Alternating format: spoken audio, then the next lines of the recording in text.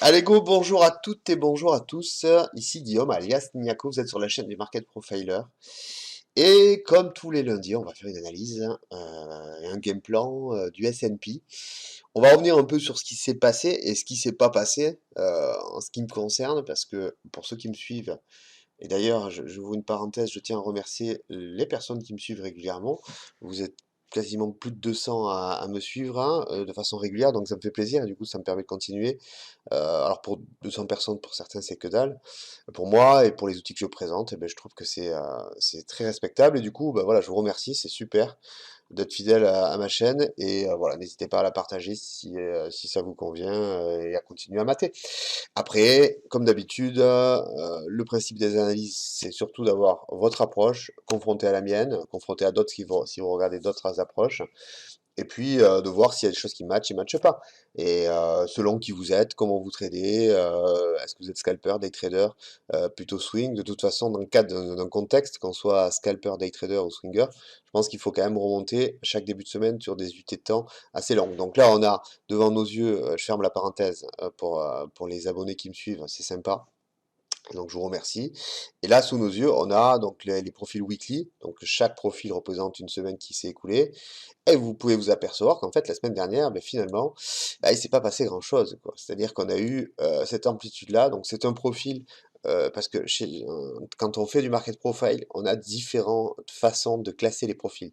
On a des profils qu'on qualifie de non directionnels, des profils qui sont plutôt de type normal day. Ils ont rien de normal, hein, les profils normal day, mais il y a une approche autour des profils normal day, puis des profils unidirectionnels ou très directionnels en double distribution, en kurtosis très étiré, en B-shape très élongé, en double distribution, c'est aussi des profils directionnels. Et puis après, on a des profils plutôt ce qu'on appelle plutôt dans la cadre de la journée, des neutral day, qui arrivent souvent. Mais on peut reporter cette connaissance qu'on a des profils à court terme pour les mettre sur des profils long terme. Bon, tout ça je ferme la parenthèse, tout ça pour dire que bon, on a eu finalement un profil non directionnel. Et pour moi, ça a été très décevant parce que souvenez-vous, j'indiquais que là, ici, on avait un seuil qui était clé autour des 4000 et que si on s'inscrivait au-dessus, moi, je chercherais à valoriser des longs, ce que j'ai fait en séance, et ça n'a pas tout le temps payé. Et ensuite, je me suis méfié, bien évidemment, puisque j'avais un scénario, et ceux qui me suivent, vous pouvez regarder la vidéo que j'avais faite la semaine dernière, il y a 6 jours, qui était de dire, attention, il y a des zones ici qui peuvent bid up, et puis il y a une zone un peu plus profonde ici autour des 3900 qui peuvent bid up. Donc je me méfiais en journée, en session, des chasses comme ça au stop. Et finalement, bon, il y a eu une chasse, hein, mais le lendemain, c'est-à-dire ça s'est passé jeudi la chasse, vendredi on s'est réinscrit dans la balance, mais franchement ça manquait d'élan et ça manquait de vivacité. Et en plus de ça, moi ce qui m'a frustré énormément, et voilà, qui m'a quand même un peu bien énervé, c'est qu'on n'aille pas chercher les 3900 et qu'on s'arrête un tout petit peu avant. En fait, on s'est arrêté, je vais vous montrer la semaine comment elle s'est passée. Donc voici, ça c'est la semaine. Donc il y a deux types de profils, RTH et puis Globex. Ça c'est le lundi. Donc on a lundi, mardi, mercredi, jeudi et vendredi. Voilà. Et en fait, voilà, moi j'avais mes zones et ces couillons, entre guillemets, se sont arrêtés quand ils ont décroché là pendant toute la session pré-open. Ils se sont arrêtés sur le POC. Et moi, franchement, je pensais qu'ils allaient quand même aller à un excès sur les 9000. Ils l'ont même pas fait, quoi. Donc j'attendais ça avec impatience, c'est jamais arrivé, donc c'est super frustrant. Parce qu'après, il faut soit ne rien faire, soit essayer de rentrer un peu plus tardivement quand on voit que ça repart. Et notez une chose aussi, ce qu'adorent faire les US, hein, les Américains adorent faire ça, c'est que quand ça, alors c'est pas tout le temps le cas, mais là ça a été, c'est un pur exemple, il y a une session comme ça, là, en sell-off, où voilà, ça descend concrètement, et puis les Américains arrivent et ils font péter tous les stops des Européens, quoi. C'est un régal pour eux. Ils le font et ça, il faut en être conscient. Quand on trade à la session journalière, on est à l'habitude de ce genre de move et on s'en méfie, mais voilà, c'est des coquins. Bon, allez, je clôture sur ça. Donc on n'a pas concrètement, moi, c'est pas une semaine qui me convient parce que voilà, il s'est pas passé les choses que je voulais qu'il se passe. C'est comme ça. Et on a fait des respirations qui n'étaient pas assez profondes, mais c'est ainsi. Ça ne change rien. Et donc du coup, j'emboîte sur mon game plan. Ça ne change rien à l'idée que je me fais que le marché va aller probablement chercher des zones autour de 4150 et 4100. J'ai toujours cette target en tête. On a fait une semaine plutôt non directionnelle. Là, on est en train d'ouvrir. Voilà, on est autour des 970, 960, 950. On va voir, il n'y a pas trop de catalyseurs en termes de news cette semaine, je crois. À moins que je me plante, mais il faudra que je regarde, mais il me semble pas. Donc, moi, je vois le marché, voilà, essayer à nouveau d'aller faire un test ici, et à nouveau ensuite emboîter et d'aller chercher ces séquences là-haut. Je le vois bien le faire. Cette semaine, idéalement, ça serait top. Alors, à ne pas perdre de vue que depuis le début de l'année, ça ce sont les profils mensuels, mais on a un marché qui est complètement baissier, avec une tendance qui est claire, avec une théorie de dos des plus nettes, des plus hauts de plus en plus bas et des plus bas de plus en plus bas. Ça, c'est factuel. Mais si on regarde un peu plus attentivement ce type de profil, on voit vraiment qu'on a 4 mois qui sont bien balancés. Ensuite, on voit les mois suivants où on fait une balance comme ça, avec un excès ici dans la boucle là, sur le mois d'août. Mais c'est ça en fait que moi j'estime devoir aller chercher avant de repartir s'inscrire à la hausse ou repartir s'inscrire dans un flux baissier, plutôt baissier. Mais moi, ce que dans mon esprit, et je l'ai toujours pas perdu de vue, c'est ce mois-ci, il nous reste encore quelques jours de cotation, c'est d'aller chercher cette zone-là. C'est complètement logique. Pour plusieurs raisons techniques, mais là, voilà, visuellement, on comprend pourquoi on doit aller chercher cette zone.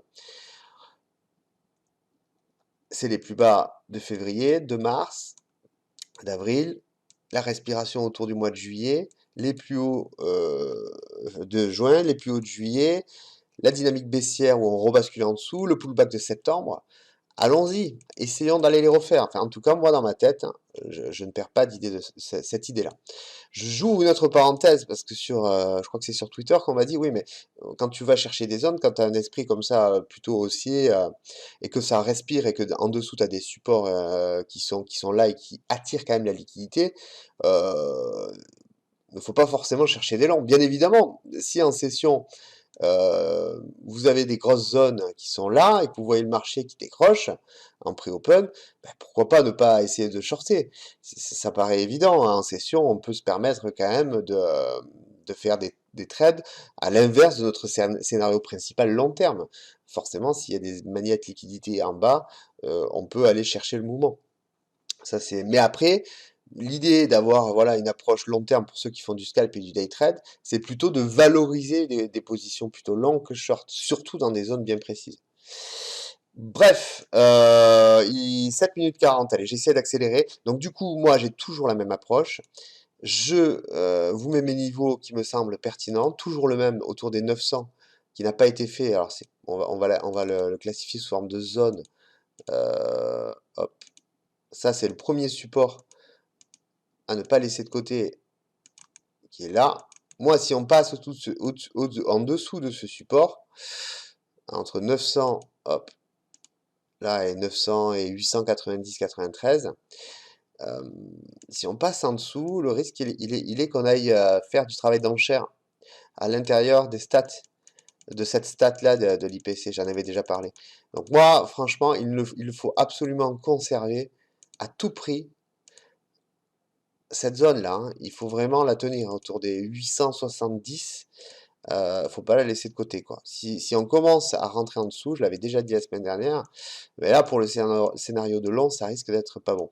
Par contre, on peut réellement aller faire des excès parce qu'on est toujours dans ce bracket là, depuis vendredi dernier, lundi et puis toute la semaine, dans ce bracket là. Donc voilà, en excès, vraiment en excès sur cette zone 870. Zone weekly ici, support weekly, pardon. Et on va s'intéresser cet après-midi en session. On va voir si, de toute façon, je pense qu'on va aller le tester. Mais on a toute cette zone ici à rejeter si on veut un peu bid up dans l'après-midi, là, autour des 935. C'est une zone à essayer de conserver. Cette zone, c'est la close du pré-open et le bid up lors de l'ouverture des marchés US vendredi. Donc ça crée un support court terme, mais ça n'est un. Et ensuite, quand on va bid up, on a clairement des résistances à présent à franchir. Ce sont pas des grosses résistances, puisqu'elles sont à l'horizon du bracket de la semaine, mais on a une première résistance qui est là, voilà, autour des 990. On en a une seconde avec le low volume note qui a été créé ici, voilà. Et puis une troisième Mais clairement, ici, là, hop, qui est une queue de vente qui s'est faite lors de l'ouverture des marchés mardi, où on a calé sous les 4040. Moi, je pensais qu'on allait bid up, et puis directement à l'ouverture, j'ai vu que ça calait au footprint. Il y avait des informations quand même assez intéressantes qui nous indiquaient que c'était pas gagné pour aller chercher la zone là-haut. Donc tout ça, hop, zone de queue d'achat, on se méfie. Mais pour moi, c'est une target hein, qu'on doit aller chercher. La question maintenant, c'est est-ce qu'on va avoir assez de jus pour sortir de ça, ici, ou est-ce qu'on va à nouveau, tout au long de la semaine, s'inscrire dans un bracket? C'est possible, c'est possible. C'est pas des plus, comment dire, transcendants, mais c'est très très probable. De toute façon, borne haute du bracket, 4040. Borne basse du bracket, 3900 en extension, 3870. On a les bornes basses et les bornes hautes du bracket à venir, et qui est déjà en construction, mais qui peut continuer à évoluer. Et autour, on a des supports et résistances intermédiaires. Et ensuite, si nous venons à casser cette zone, je suis toujours dans cette optique-là, alors target 4100, extension 4150. Si à contrario, eh bien, on vient à s'inscrire en dessous, ben, il va falloir que je revise un peu mes schémas et mes scénarios, que je change un peu mon fusil d'épaule, que je retourne ma veste, parce que la problématique, c'est que si on passe en toute là, alors target, euh, pied du démarrage, enfin pardon, zone de démarrage ici à 750. Voilà. Donc, je crois que vous avez mes supports, mes résistances intermédiaires, un peu plus long terme, mes scénarios, mon scénario principal, celui-ci, des scénarios contrariens plutôt baissiers qui est celui-là, tac tac. Donc, j'ai fait le tour. 11 minutes, 12 minutes, je m'arrête là. Excellente journée. N'hésitez pas bah, à liker cette vidéo si ça vous a plu, à la partager. Je vous souhaite bon courage pour cette semaine de trading. Soyez prudents et à très vite. Ciao.